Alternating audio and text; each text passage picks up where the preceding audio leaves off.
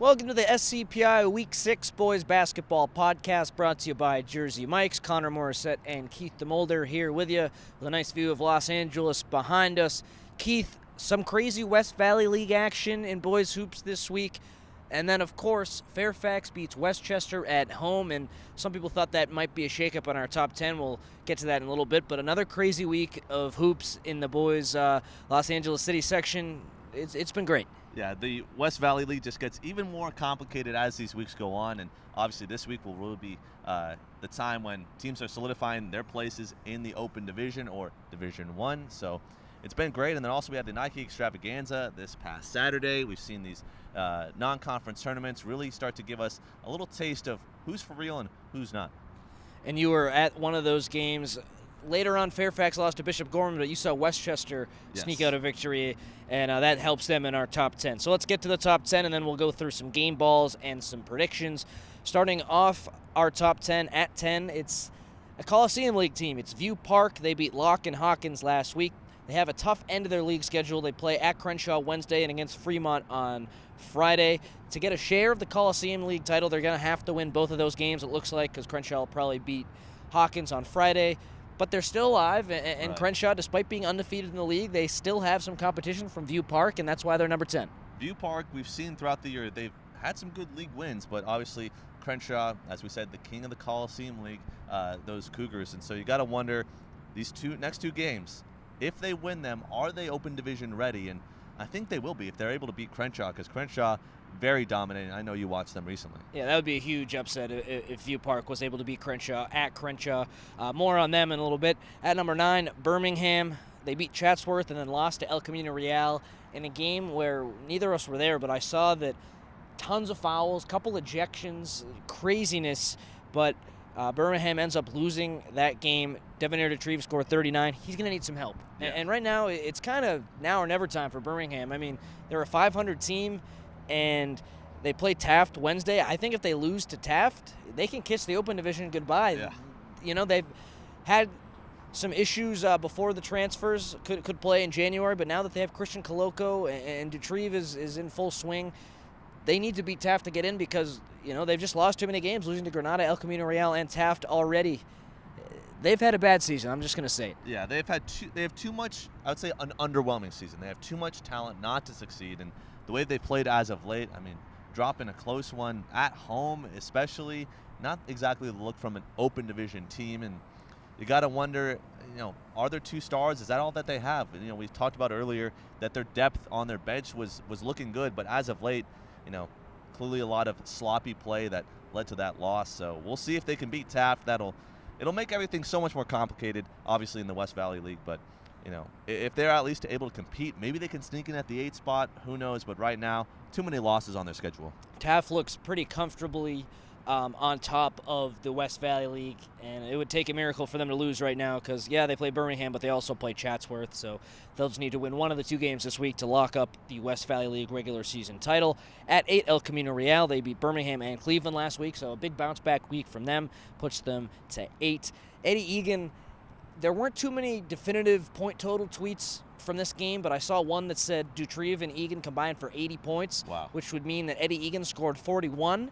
So either way, I don't know if that's an exact number, but he had a great game and was the catalyst, as he so often is, for El Camino Real in their win over Birmingham. They play at Granada Friday. I think that's a play-in game for the Open Division. The winner will go. The loser, I don't think, does. Again, nothing we say is official. It has everything to do with the computer, but I just think that game is that important. I couldn't say it, better myself, Connor. I think that Granada Hills, they've shown, they've had a couple upsets this year, and everybody's beating everybody in that West Valley League. But for El Camino Real to beat Birmingham at Birmingham, that was a huge win for them. Eddie Egan, as you said, he's a catalyst all year. Great score, fantastic length, and we've seen him dunk a couple times. So that El Camino Real team is very good. I would beg even say probably a little bit better depth than Birmingham. You just got to wonder, are they going to put it all together, especially this week? And with the ejections, I'm not sure who's eligible and who has to sit out and all that, so that's just something to keep in mind if you're an El Camino Real fan. At 7, it's another West Valley League team. These guys can't be separated right now. Granada Hills.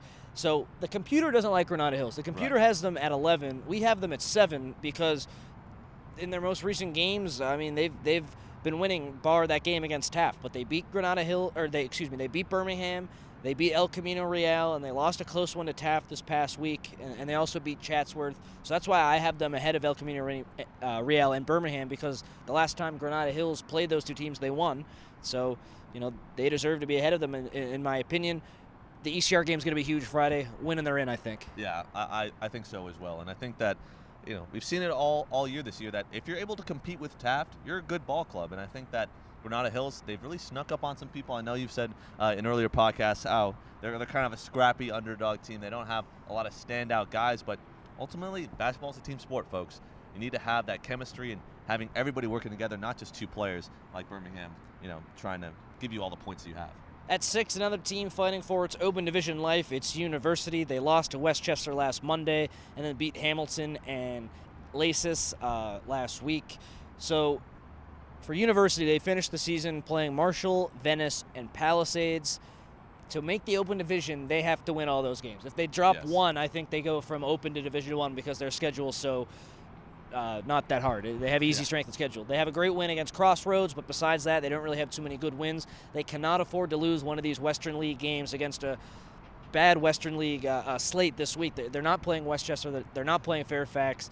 They're playing teams that are below them. If they drop one of those games, I think they're looking at Division 1 instead of the Open. And here's what I will say, too. I think that Marshall, it's an underrated team, but definitely not the strength of an Open Division team. So I think you're right, especially if they lose to Hamilton or to Palisades, then there's really no reason for this team to really be in it. Obviously, Dyson Hughes, he's been a fantastic player scoring. David Cheatham, that whole squad. They got a lot of great scores, but now is the time, folks. It's February. This is when you cement your place in the Open Division, and if they score all 3 wins, I think they're in. Now we're into the top 5, and these are the teams that are comfortably in, and I think you'd be hard-pressed to disagree with that. At 5, Crenshaw. They beat Manual Arts and Fremont last week. I was really impressed with Dominic Winbush, the point guard for Crenshaw in that game against Fremont.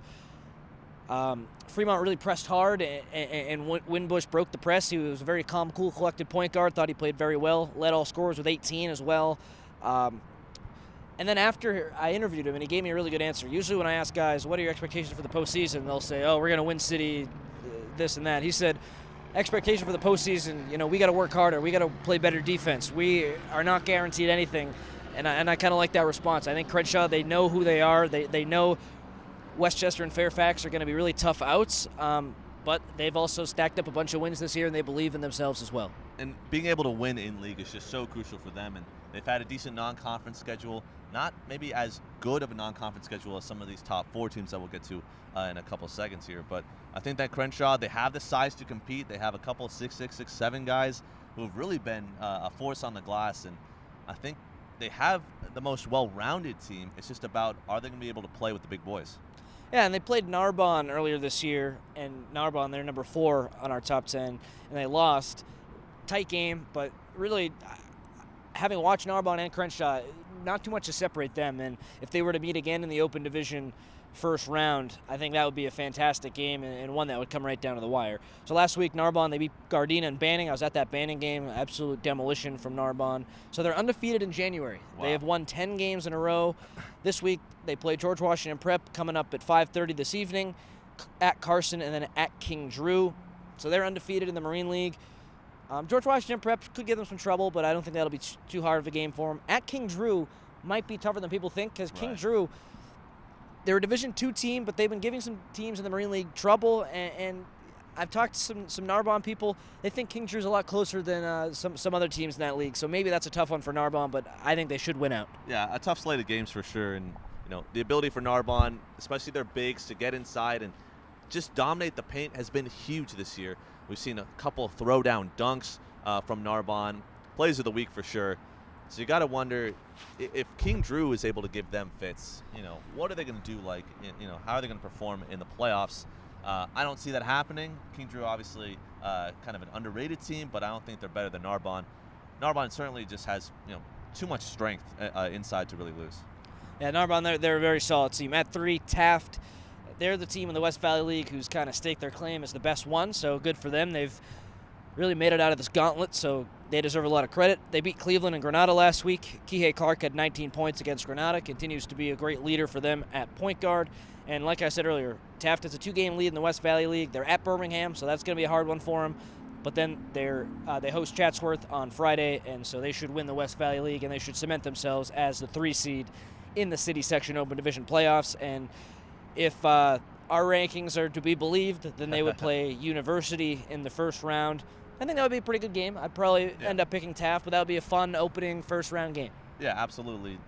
You have high-scoring University, and then you have a very good defensive team in Taft, and you got Kihei Clark, one of the best point guards in the section, no doubt about it. Just his ability, as we've said earlier, to get to the rack, to pick up fouls, to be a team leader, especially has been a strength for him. But when they play Fairfax and play Westchester, some of these bigger teams, I don't know, because we've seen Taft, when they play bigger squads, they get bounced around a little bit, and they don't really win that much when they have, opposing guys that are, 6'7", 6'8" type of thing. So I think a team like Westchester and a team like Fairfax could be giving them fits. And there you have it. Those are the top 2 teams for us. So Fairfax, despite their big win over Westchester, they stay at number 2. And that's because I think that Westchester just has the better resume overall. And but last week for Fairfax, let's recap. They beat Venice, they beat Westchester, they beat Palisades, and then they lost to Bishop Gorman at the Nike Extravaganza. They scored 43 points in an earlier loss against Bishop Montgomery, and then 48 against Bishop Gorman. They need more offense, and they had a bunch of offense against Westchester. They went off in the third quarter, scoring 26 when they had only had 22 points at the break. So we know that the offense can come from them, but when they play better teams, sometimes we've seen a lack of offense a little bit, and that's why they're number 2. That they've lost more games than Westchester has. They've gotten blown out a little bit more often than Westchester has, and so again, I give a lot of credit to Fairfax. They played a pretty much perfect second half against Westchester in that win last week, but the overall body of work and the fact that Westchester is able to get a win at Mater Dei against the Capistrano Valley. Yes, in the Nike Extravaganza, able to get that win, and Fairfax wasn't. I think that's why Westchester stays at 1 and Fairfax remains at 2. But if these 2 teams play for a city championship in the Open Division, it will be anyone's game. Consistent scoring is the key, especially for Fairfax. When they have all their guys going, I mean, you saw it in that game against Westchester, when they're able to get their streak going, they're unstoppable. And especially defensively, they're very stout. But you got to wonder, when their streaky shooting is not there, are they going to be able to compete with their defense? Are they going to be able to pound it inside? I don't know. Kirk Smith is very good. He's a very fundamental type of player. But you got to wonder when their streaky shooting is going to catch up with them. So looking at this weekend, obviously, Capistrano Valley, not as talented of a team as Bishop Gorman is, but what I saw from Westchester, just talking about Westchester for a little bit, their perimeter defense wasn't as good as I think their head coach would have liked. We saw a lot of threes from Capistrano Valley. That's really what kept Capistrano Valley in the game, was the fact that they were able to nail these threes. And so you got to wonder from Westchester, we saw it earlier against Foothills Christian, their guard play simply was not there. They have the size down low, Mo Tutt, all those guys. They're fantastic players, but you got to wonder if their guard play is going to be there, especially against Fairfax, a team with, perhaps the best guard play in the section. I thought Kalen Allen, the big man for Westchester, you mentioned Mo Tutt, Kalen Allen, the other big guy for him, in that game against Fairfax, had a good first half, and then in the second half, Westchester was playing from behind, so they couldn't really get him the ball, but I thought Fairfax did a great job. Every time he caught the ball at the high post, they immediately pressured him, and he had a couple turnovers. Right. I think if these 2 teams play again, he'll have a better game. I've seen him play in the past. He's a fantastic big. Take nothing away from Kirk Smith. But Kalen Allen, I think he might be a little bit better, even though Smith outplayed him in that last game between these 2 teams. So I think the interior is going to be so right. huge for those teams, because we know the guard play for both teams is so good. You look at Jamal Hartwell, you look at Ethan Anderson for Fairfax, you look at Jordan Brinson for Westchester, Kevin Bethel, Zelly Hudson. Those players are awesome, and they're a little smaller. Interior is where that game will be won if those 2 teams match up again. So Westchester, we have them at 1 and Fairfax at 2. And there's the top 10. Again, nothing official from us, but we like to project a little bit, and we'll see what the computer has in store in a couple of weeks in terms of playoff seedings. Keith, let's get into the game ball segment now, where we highlight the top players in the LA City section from this past week. Who do you have? So we talked a little bit earlier in the podcast about King Drew and their big guy, Billy Clark. 34 points in an 81-72 win over Washington Prep. And King Drew, kind of an unknown out of D2, and when you have guys like Billy Clark going for as many points as he scored, just great performance from him. So Billy Clark, you get a game ball from me. My game ball this week goes to Jamal Hartwell of Fairfax. Puts up 31 points in a win over Westchester at home. He just was unguardable in that game, especially in the third quarter. He had an immense third quarter, double digits alone in that quarter by himself. Very, very impressed with his display, and he was the reason Westchester won. Ethan Anderson had a good game as well, but it was really Hartwell who made dagger 3 after dagger 3 to beat Westchester, and I was so impressed with his game. After seeing him play against University, they didn't really need him so much, and he kind of took a back seat, but when the game was coming down to the wire and his team needed him, he stepped up against Westchester and got the job done. I can't wait for Fairfax Westchester Part 3. I think that's going to be the Open Division Championship, and that's going to be a lot of fun. Hartwell will be in action in that one, and I'm ready for it. So, Jamal, congratulations. You get a game ball for me. He spoke with me after that win against Westchester. I thought he gave a great interview as well, so shout out to Jamal Hartwell. Congratulations. All right, Keith, we got 3 games on the slate this week that we're going to pick. First, West Valley League action Wednesday, Taft at Birmingham. Gonna have to go with Taft. I think that Birmingham, they've been defeated as of late. They're not looking too poised, even though they have a lot of talent. We talked about their bench depth. It's been a little bit inconsistent this year. Taft, ultimately, they're a better team structurally, and I think Kie Clark has a big game in that one. Not so fast. Ooh. I have Birmingham. The last time Taft played Birmingham should have won. They took him to overtime on Taft's home court and then lost by a few points in the extra session. Birmingham, they need this win to get into the Open Division. I think they get it at home. I know they've been inconsistent, but they need this one. And they were so close to beating Taft last time. This time it's going to be in a different building, in their own building. I think they get the win. View Park at Crenshaw, that's also Wednesday. Gonna have to go with Crenshaw. They have been, virtually untested this entire season. You watch them against Fremont. Obviously, they put on a shooting display, really, versus Fremont. And, when you have a team like View Park, they've racked up some wins, non-Crenshaw wins in their league. But I think when they play Crenshaw, the Cougars are just going to be too much. I agree. I have Crenshaw as well. The Coliseum League, it's not really too hard. So View Park, they're 9-1. Crenshaw's 10-0, but I think Crenshaw, they've established themselves as being a better team than View Park. They're at home. The game's going to be on TV. I believe Channel 36 in Los Angeles, so a huge game. Crenshaw's going to come out hot. They're playing in front of a TV audience. They're going to get the win.